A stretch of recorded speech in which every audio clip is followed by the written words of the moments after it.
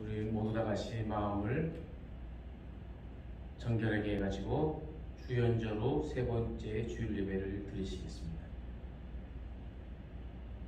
너희 모든 나라들아 여호와를 찬양하며 너희 모든 백성들아 저를稱颂할지어다. 우리에게 향하신 여호와의 인자하심이 크고 진실하심이 영원하미로다. 찬송을 받기에 합당하신 하나님, 그 귀한 이름을 찬양합니다.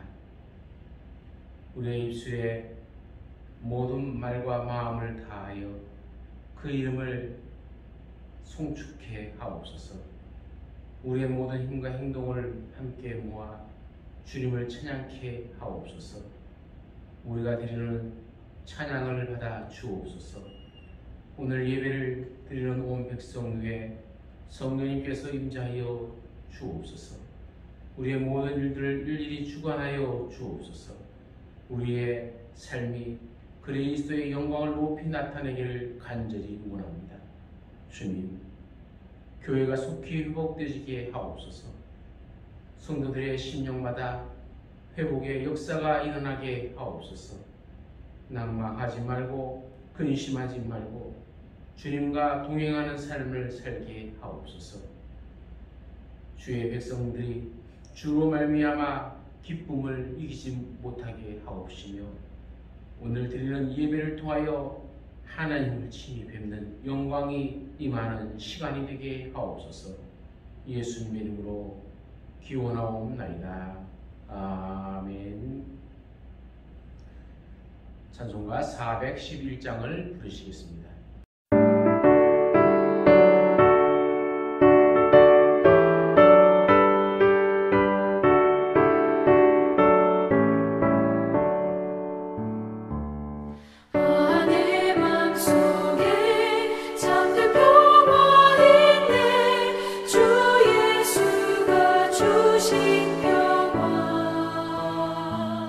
시험 닥쳐와도 흔들리지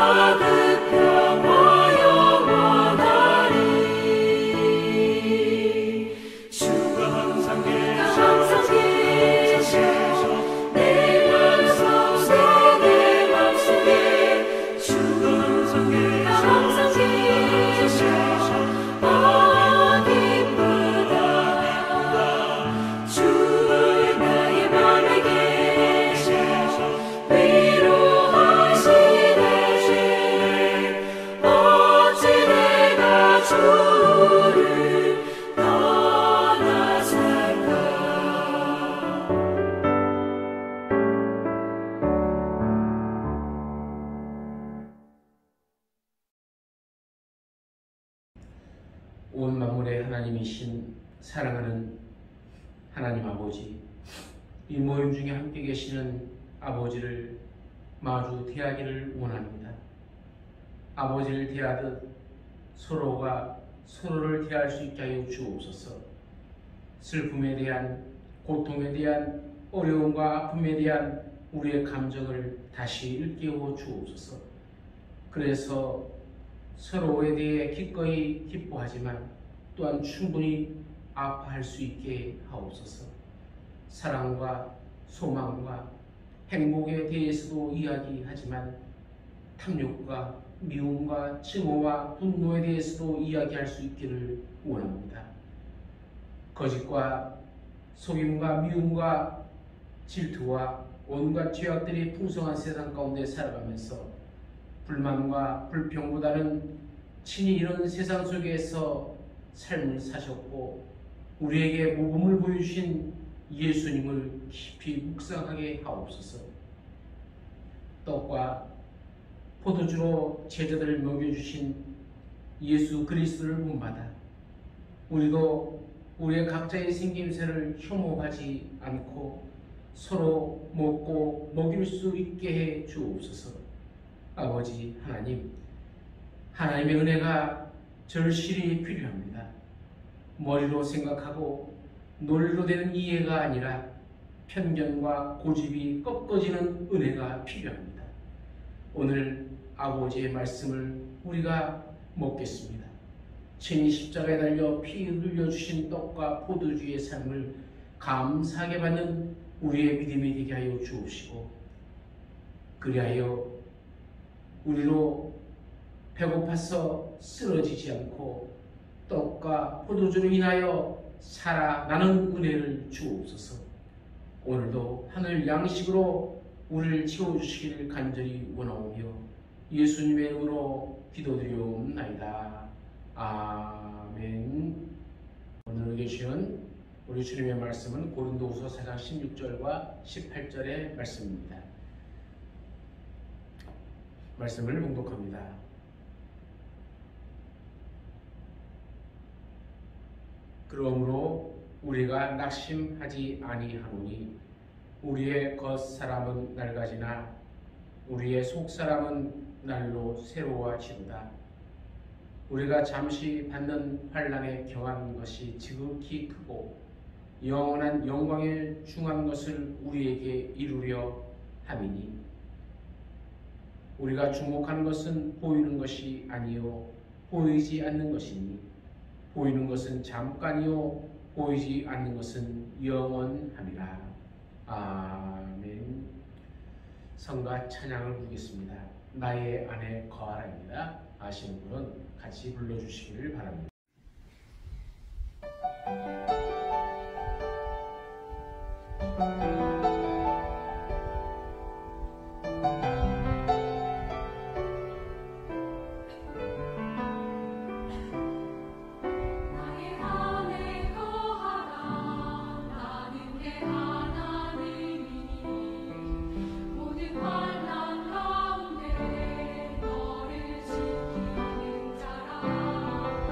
두려워하지 말라.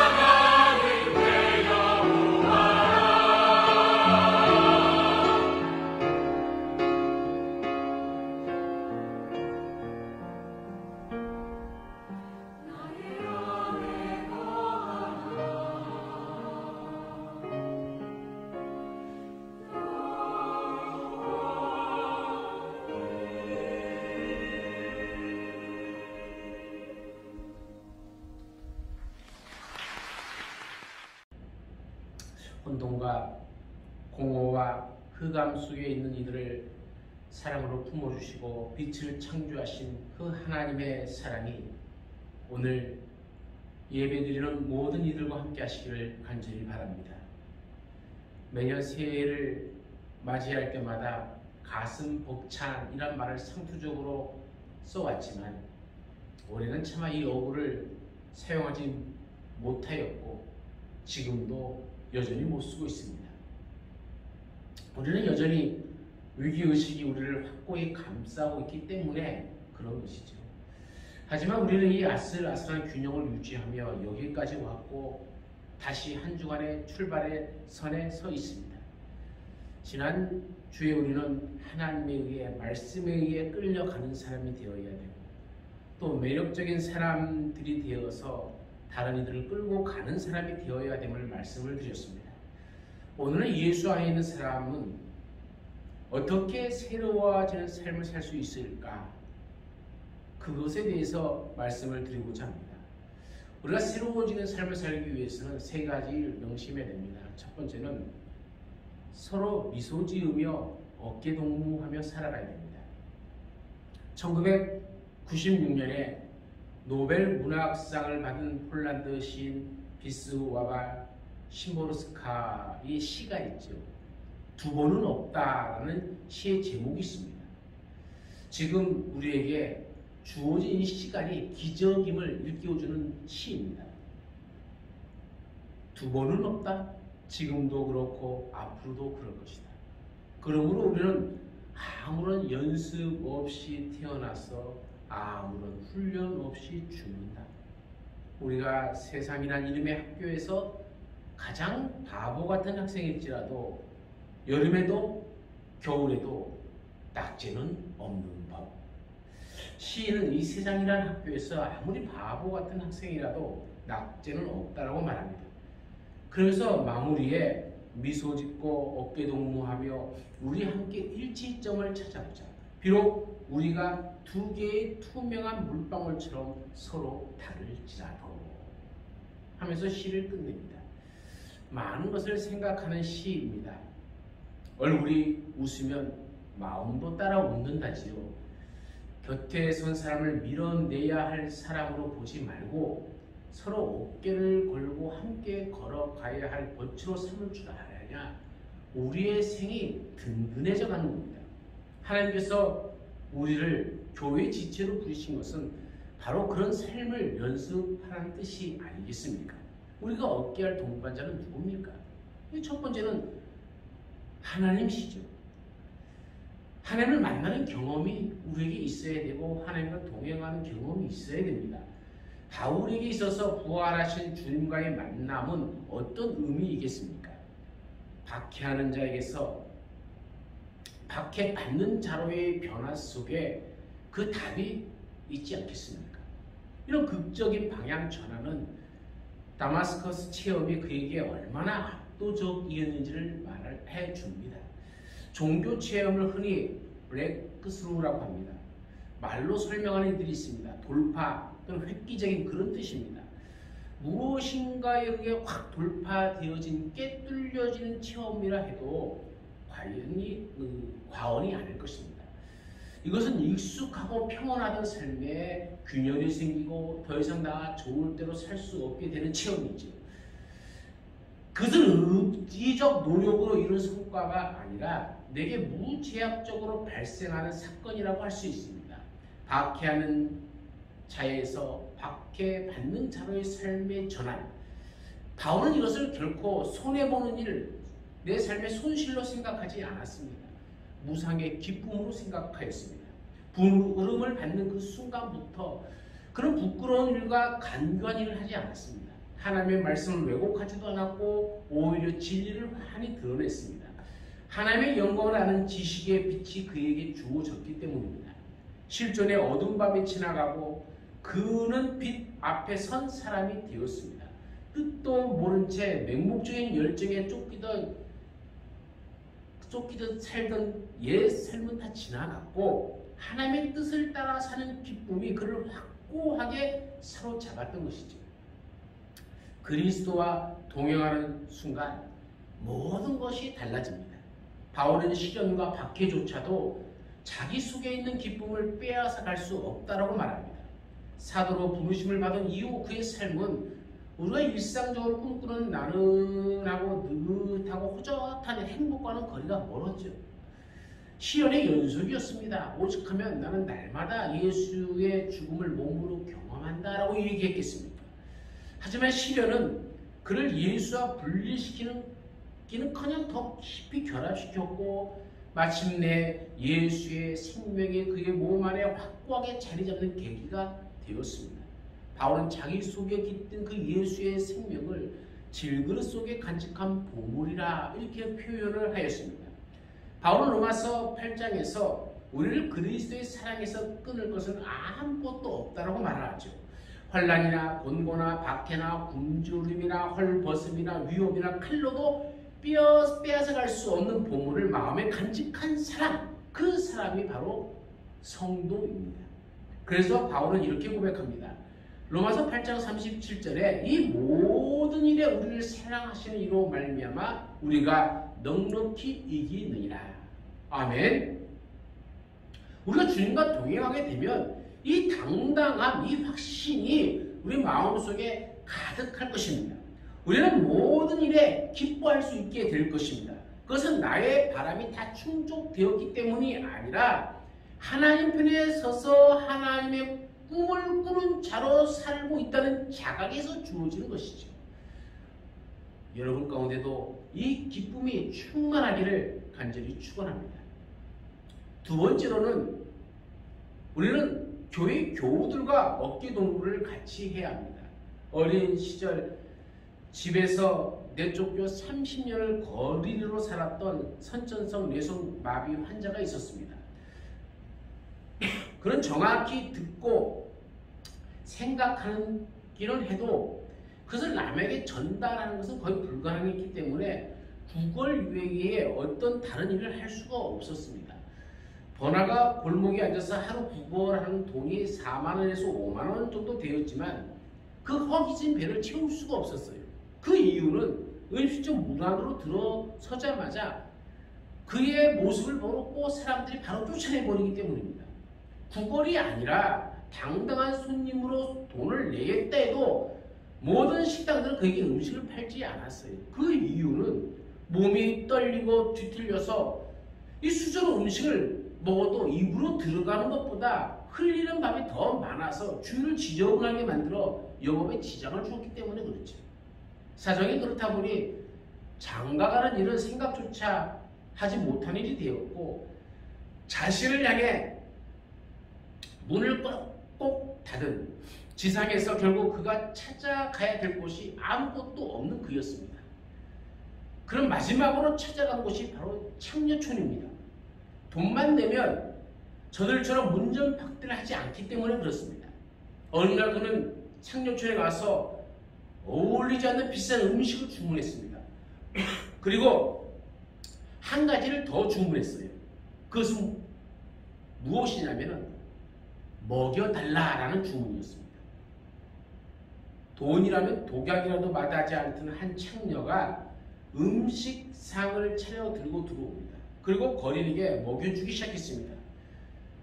이 거린은 평생 처음 받아보는 이 인간다운 대접에 감격해서 눈물을 줄줄줄 흘렸습니다. 이 세상이 얼마나 아름다운가. 그럼 나를 내쫓지 않고 맞아준 저 여인이야말로 천사가 아닐까, 이런 생각을 합니다.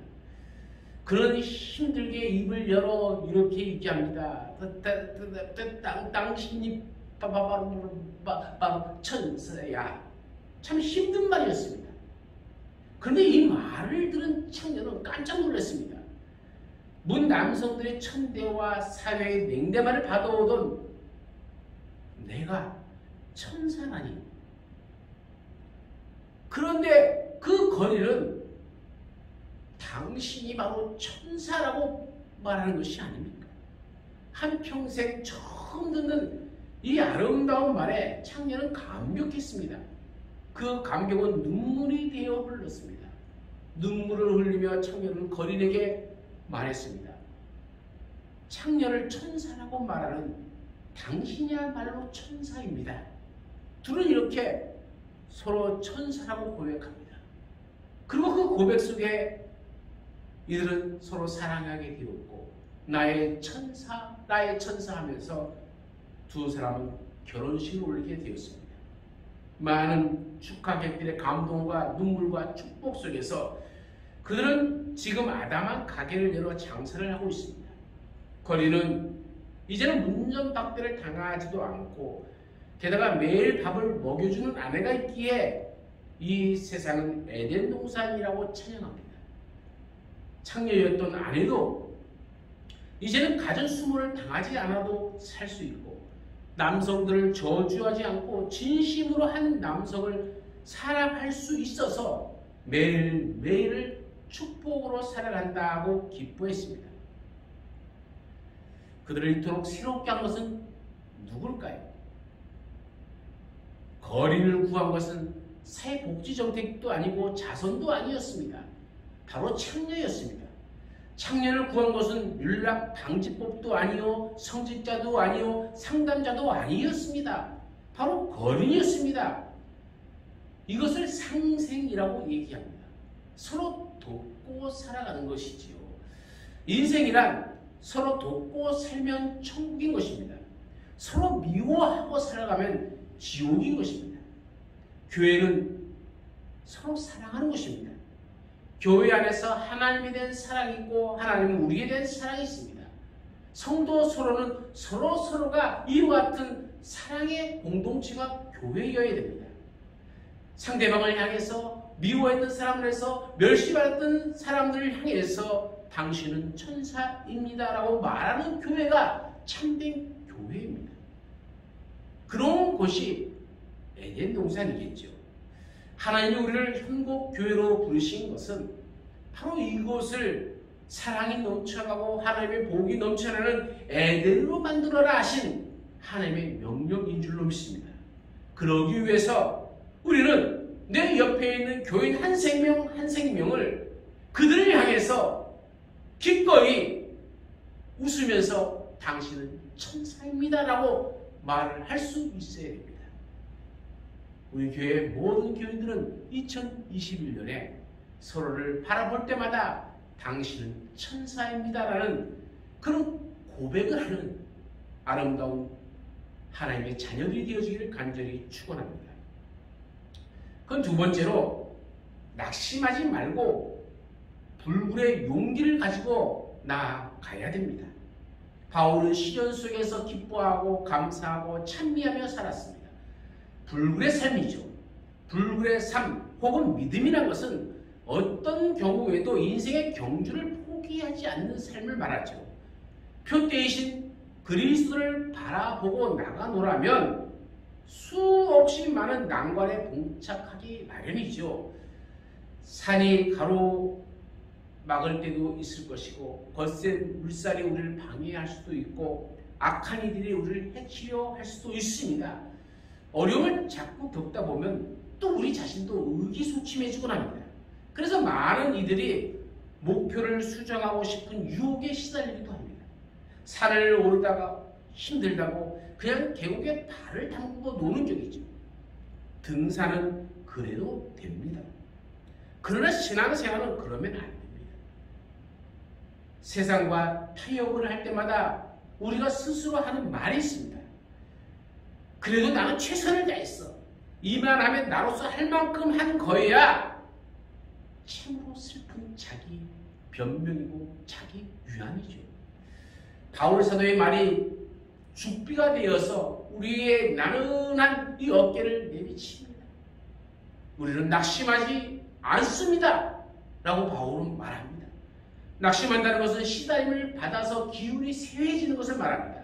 낙심한 이들은 더 이상 새로운 시도를 하지 않습니다. 세상에 떠도는 말들의 온통 마음을 빼앗겨 자기 영혼의 소리를 듣지 못합니다. 낙심한 이들은 자기가 겪고 있는 일이 가장 무겁고 힘겹다고 지레 짐작합니다. 자기의 무능을 탓하기도 하지만 누군가를 원망하기도 합니다. 바울 사도가 낙심하지 않을 수 있는 까닭은 남들이 알지 못하는 새로운 힘이 늘 공급되고 있기 때문입니다. 그 비밀이 고린도후서 4장 14절입니다. 주 예수를 다시 살리신 이가 예수와 함께 우리도 다시 살리사 너희와 함께 그 앞에 서게 하실 줄을 아노라. 하나님께서 불어넣으시는 숨이 그를 일으켜 세우곤 했습니다. 우리 역시 그런 은총의 신비 안에 있습니다. 시편 시인도 같은 진실을 노래합니다. 시편 104편 30절에 주님께서 주님의 영을 불어넣으시면 그들이 다시 창조되어집니다. 주님께서는 땅의 모습을 다시 새롭게 하십니다라고 고백합니다. 하나님의 창조는 지금도 지속되어지고 있습니다. 낡은 것들은 무너지고 새로운 질서가 태어납니다. 하나님의 숨을 쉬는 이들은 흘러가는 세월을 원망하지 않습니다. 오늘 말씀에도 그렇지 않습니까? 우리의 겉사람은 낡아지지만 우리의 속사람은 날로 새로워진다. 날로 새로워지는 삶을 사시기를 간절히 축원합니다. 세월과 더불어 우리의 육체적 활력은 줄어들고 열정 또한 이전만 못할 수가 있습니다. 유한한 생명이 어쩔 수가 없는 한계입니다. 그러나 세월이 지난 다에 우리 영혼까지 늙어버리면 안 됩니다. 속사람이 날마다 새로워지는 것이 하나님 나라에 속한 사람들의 모습이 아니겠습니까? 외적 성장은 멈추지만 성숙해질 수는 있지 않습니까? 나이가 들면서 냉소적이고 거칠고 이기적이던 옛 모습과 결별하고 따뜻하고 친절하고 겸손하게 변해가는 이들이 있습니다. 그들은 영혼의 소리에 귀를 기울이는 그런 사람들입니다. 반면에 나이가 들어도 여전히 땡감처럼 사는 이들도 있습니다. 이들은 좀처럼 단맛을 품지 못합니다. 날이 갈수록 고집스러워지고 자기밖에 모르고 자기중심적이고 사소한 일에도 화를 내며 살아갑니다. 아름답게 나이가 들어가는 징표는 너그러움 혹은 여백이 많아지는 것이죠. 여백이 많은 사람은 일종의 안식일 것 같아서 그를 만나고 나면 숨이 제대로 쉬어집니다. 겉사람을 꾸미는 장식들은 늘어나지만은 속사람의 성장이 멈춰버린 사람들을 보는 것은 참으로 고통이죠. 우리들 속에 있는 하나님의 형상이 깨어나야 하는 것은 바로 그것 때문입니다. 하나님이 나와 함께 하심을 믿어야 낙심하지 않고 일어설 수가 있습니다. 그러면 무엇을 보며 살아야 될까요? 세 번째로는 하늘 소망을 보며 살아갑시다. 바울 사도는 믿음으로 사는 이들의 삶을 이렇게 요약합니다. 우리는 보이는 것을 바라보는 것이 아니라 보이지 않는 것을 바라봅니다. 바라보는 것이 곧 우리의 삶의 내용이 되어지는 겁니다. 우리는 지금 무엇을 바라보며 살고 있습니까? 신문, 유튜브, 카톡, 페북, 트위스, 광고, 틱톡, 유명인에 대한 가십거리들, 또 스포츠 스타들의 성적과 연봉에 대해 정신이 온통 팔려 있지는 않습니까? 우리는 유심히 바라보는 대상들로부터 알게 모르게 영향을 받습니다. 대개 우리 시선을 끄는 것들은 깜빡이는 불빛처럼 끊임없이 변화하는 것들인 경우가 많죠.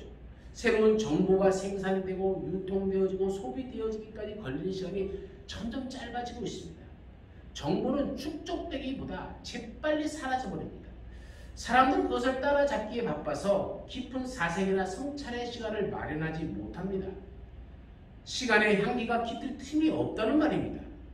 우리의 삶이 부박한 것은 바로 그 때문입니다. 어떤 일을 진득하게 해내는 이들의 모습은 오히려 아름답기까지 합니다. 물론 세상 현실을 외면하며 살 수는 없겠죠.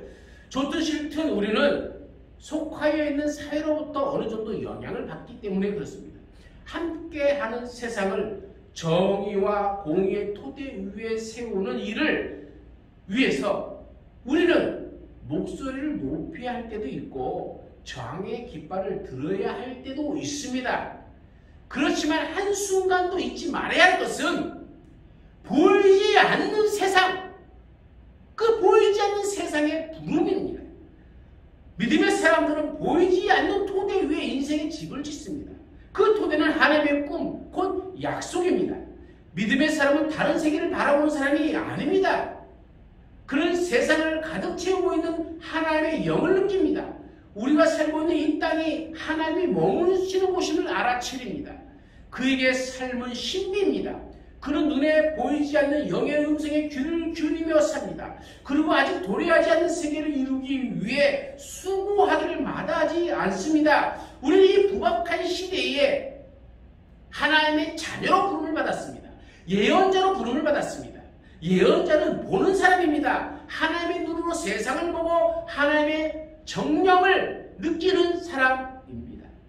라비라는 유대교 랍비는 예언자를 이렇게 설명했습니다. 예언자는 세상의 변화 가능성을 볼 수 있지만 그것을 그냥 내버려 둘 수만은 없는 사람입니다. 그 꿈을 위해 위협을 감내하며 용감하게 맞설 준비를 하고 꿈으로 인해 입은 고통과 상처마저도 달갑게 감수하고자 하는 이들이다. 두 번은 없는 삶입니다. 우리 함께 미소 지어 봅시다. 웃어 봅시다. 미소를 짓고 어깨 동무하며 서로가 서로에게 사랑이 스며들었으면 좋겠습니다. 기쁨과 감사, 찬양과 이 불길의 용기로 여러분들의 시간을 채워가십시오. 감사하고 기뻐하는 마음이야말로 우리 마음이 우울에 침륜되지 않도록 하는 치료제입니다. 보이지 않는 것을 바라보며 그것을 가시화하며 사십시오. 하나님은 우리와 함께 역사의 꿈을 이루어 가시려고 하십니다. 하나님의 은혜가 우리를 감싸고 있습니다. 2021년 주저하지 말고 힘차게 하나님과 어깨 동무하며 우리 성도들과 어깨 동무하며 낙심하지 않고 불길의 의지를 가지고 하늘 소망을 두며 사시는 우리의 삶이 되어지기를 간절히 축원합니다. 우리 가운데 함께 하신 하나님, 우리는 늘 하나님을 바라보면서 미소 짓고 성도가 서로를 바라보면서 미소 짓고 어깨 동무하며 가는 하나님의 자녀가 되게 하옵소서. 세상에 살다 보면 낙심하는 일들이 많이 있지만은 거기에 침륜되어지지 않고 일어서서 불굴의 의지를 가지고 주님 앞에 주님 주신 사명을 감당하는 하나님의 자녀가 되게 하옵소서. 눈에 보이는 것을 따라 살아가는 것이 아니라 보이지 않는 하늘 소망을 두고 살아가는 주의 자녀들이 되어서 2021년도 한 해가 우리에게 기쁨의 한 해요, 하나님이 베풀어 주시는 복을 누리는 한 해가 되게 하옵소서. 늘 우리와 동행하시는 예수님의 이름으로 기도드리옵나이다. 아멘. 찬송가 442장을 부르시겠습니다.